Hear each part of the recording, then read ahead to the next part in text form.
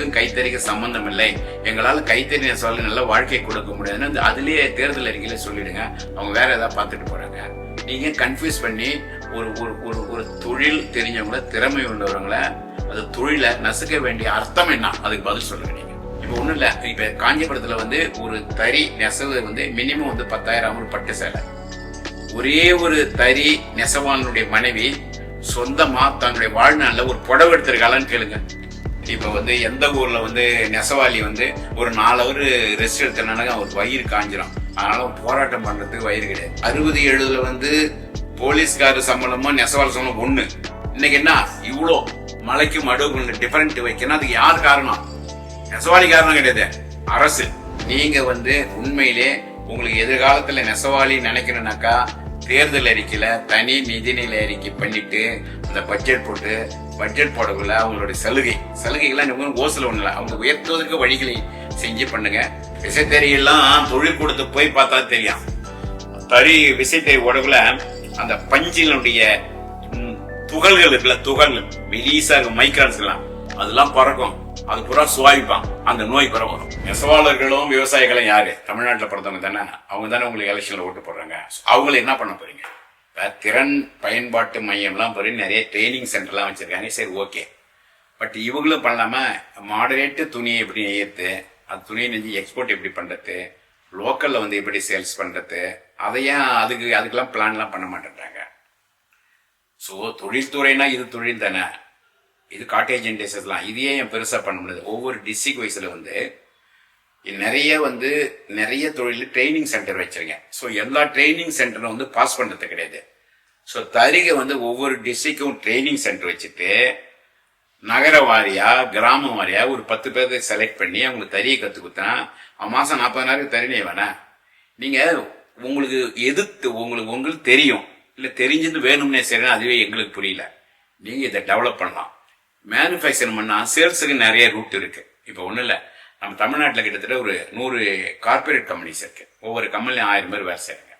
அந்த 1000 பேர்ல ஒரு ஒர்க்கர், ஒரு ஸ்டாஃப் ஒரே ஒரு டவல் எடுக்க சொல்லுங்க, ஒரு சேலை எடுக்க சொல்லுங்க, கைத்தறியில ஒரு போர்வை, ஒரு பெட்ஜெட், இதை மட்டும் வருஷத்துக்கு ஒரு தடவை எடுக்க சொல்லுங்க. சோ இப்ப இது மொத்தமே ஒரு 1,500 ஆகுது. நான் சொல்றது வருஷத்துக்கு. ஏதாவது தீபாவளி பொங்கலுக்கு எடுத்துட்டானா அந்த தறிகார நிறைய 3 நாள் அழகா சாப்பிட்டு பசங்களை படிக்க வைப்பாங்க.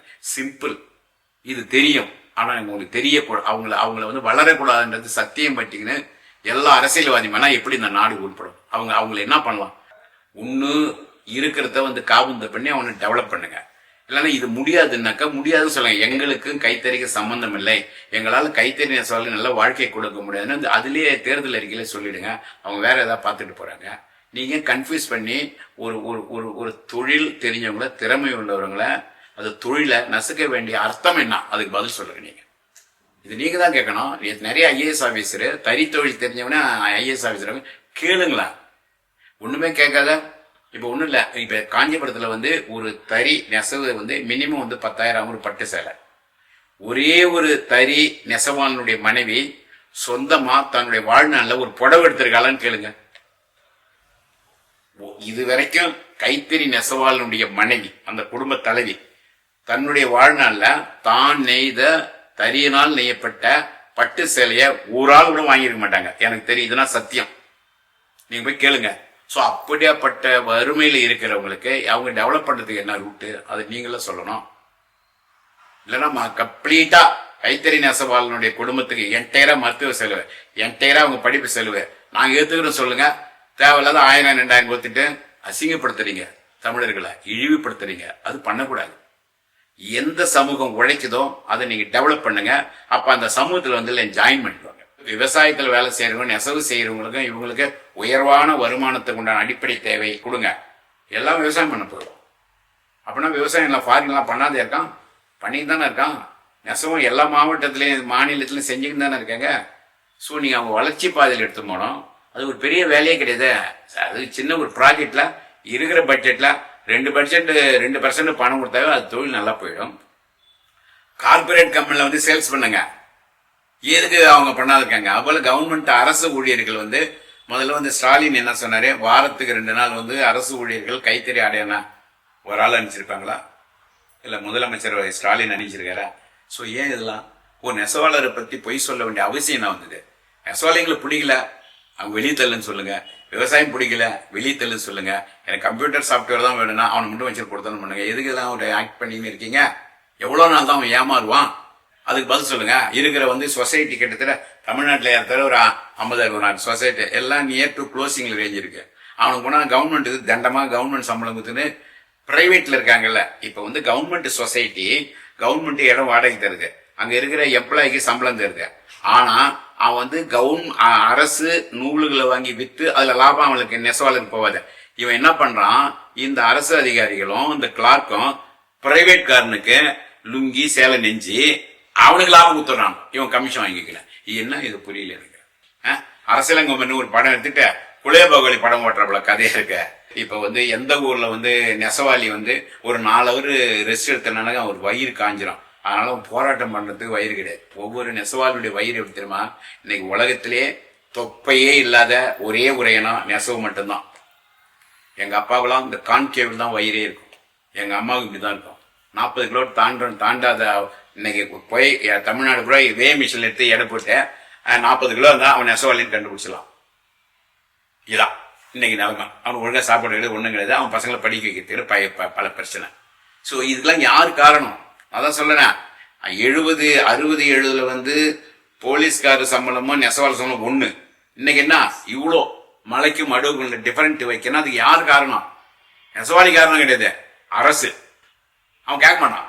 அவன் எங்க போயின்னு ஏதாவது நீ கூட்டம் போட்டா வாங்கி டீ ஷர்ட் போயின்னே இருப்பான். அவங்ககிட்ட தான் ஓட்டுக்கு மட்டும் போய் நிற்பீங்க. 5 வருஷத்தோட ஓட்டு போட்டா அதோட கொஞ்சம் அவங்க கழுத்து எடுத்துட்டு போயிடும். ஸோ இது சரியில்லை. இது சரியே கிடையாது. என்னைக்கு நீங்க பாட்டம் மோஸ்ட் பீப்புள் இருக்காங்களோ அவங்க டெவலப் பண்ணணும். அதானே அண்ணா செஞ்சாரு, அதுதானே காமராஜ் செஞ்சது, அதுதானே பெரியார்லாம் ஃபாலோ பண்றாங்க. என்னன்னோ பேசுறீங்க, நெசவாளி பத்தி பேச மாட்டீங்க. நீங்க உண்மையிலே உங்களுக்கு எதிர்காலத்துல நெசவாளி நினைக்கணும்னாக்கா தேர்தல் அறிக்கையில தனி நிதிநிலை அறிக்கை பண்ணிட்டு அந்த பட்ஜெட் போடக்குள்ள அவங்களுடைய சலுகைகள்லாம் ஓசல ஒண்ணு இல்லை. அவங்க உயர்த்துவதற்கு வழிகளை செஞ்சு பண்ணுங்க. நிறைய நாள்லாம் கிடைக்கும். இதான் பண்ணுங்க. அதுல விசைத்தறியும் சேர்த்துங்க, கைத்தறி சேர்த்துங்க. விசைத்தறியும் பெருசா சம்பளம் கிடையாது. விசைத்தறியெல்லாம் தொழில் கொடுத்து போய் பார்த்தா தெரியும். விசைத்தறி உடவுல அந்த பஞ்சினுடைய துகள்கள் இருக்குல்ல, துகள்கள் மெலிசா இருக்கும், மைக்ரான்ஸ் எல்லாம் அதெல்லாம் பறக்கும். அது பூரா சுவாய்ப்பான், அந்த நோய் பிற வரும். என்ன நினைச்சுக்க நீங்க? ஏதாவது எந்த ஒரு மினிஸ்டராவது எந்த ஒரு அதிகாரியாவது ஒரு 15 நாள் தறி ஓட்ட சொல்லுங்க பார்க்கும். அது என்ன பாவத்தொழில? ஓட்ட சொல்லுங்க கைத்தறி மினிஸ்டர், கைத்தறி ஹேண்ட்லூம் ஆபீசர் ஓட்ட சொல்லுங்க. 4 நாள் அங்க தெங்க சொல்லுங்க. இவன் அங்க போனாதான் அந்த அறிவெட்டும் நெசவாளர்களுக்கு நல்ல இடம் கொடுக்கணும். ஏன் நல்ல நெசவாளர்களுக்கு ஒரு 5,000 10,000 ஸ்கொயர் ஃபீட்ல இது நல்லா அதை கொட்டை போட்டு ஒரு பில்டிங் கட்டி அதுல காலைல 7 மணிக்கு வாங்க, ஒரு 9 மணிக்கு டிஃபன் தரோம், மத்தியானம் லஞ்சு தரோம், தறி நெய்யுங்க, 7 மணிக்கு வீட்டுக்கு போங்க, உங்களுக்கு மீட்டர் இவ்வளவு காசு தரேன், நல்ல கூலி தரேன்னா ஏன் அது போல சிஸ்டம் பண்ணக்கூடாது? அது கவர்மெண்ட் தான் பண்ணணும். அவன் தான் எதாவது பண்ண முடியாது. பிரைவேட்னாக்க அவன் பாதி லாபத்தை அவன் என்ன எவ்வளவு சிரமப்படுவான்? இருக்கிற சப்சிடி எடுத்துன்னு அவன் போவான். சப்சிடிக்காக இண்டஸ்ட்ரி பண்ணிட்டு பிரச்சனை எடுக்க. So that is wrong. நீங்க ஆக்கப்பூர்வம் பண்ணுங்க. இதுக்காகவே 4 இப்ப எக்ஸ்பீரியன்ஸ்டு நெசவாளர்களுங்க அவங்கள நாமினேட் பண்ணுங்க, வருவாங்க போவாங்க பண்ணுவாங்க. ஸோ நீங்க முயற்சி எடுக்கணும். ப்ராஜெக்ட் ரிசல்ட் என்னன்னு கேட்கலாம். வருவாங்க பண்ணுவாங்க. எக்ஸிஸ்டிங் நெசவாளரே பண்ண சொல்லுங்க, நல்லா பண்ணுவாங்க. இப்போ ஒன்றும் இல்லை, குன்றத்தூர்ல கிட்டத்தட்ட 200 நெசவாளர் இருக்காங்க. எல்லா திருப்பரங்குன்றத்துல இருக்காங்க, சென்னையிலே இருக்கிறாங்க, இந்த செங்கல்பட்டுல இருக்காங்க, தாம்பரம், கடலூர், ராணிப்பேட்டை போற வழி பூரா இருந்துன்னு தான் இருக்கு. ஸோ அங்கெல்லாம் ஒரு சென்சஸ் எடுங்க, என்ன பண்ணலான்னு பாருங்க, அவங்க நல்ல வருமானத்தை பாருங்க, நல்லா பண்ணலாங்க. கறித்தொழிலை வளர்க்கறதுக்கு நிறைய ரூட் இருக்கு. பட் நீங்க அதுக்கெல்லாம் அதுக்கு உண்டான நடவடிக்கை நாமக்கே வாசி எடுக்கிறீங்க. வேலை ஆழமா போங்க, அதுதான் நல்லது வாழ்க்கையில.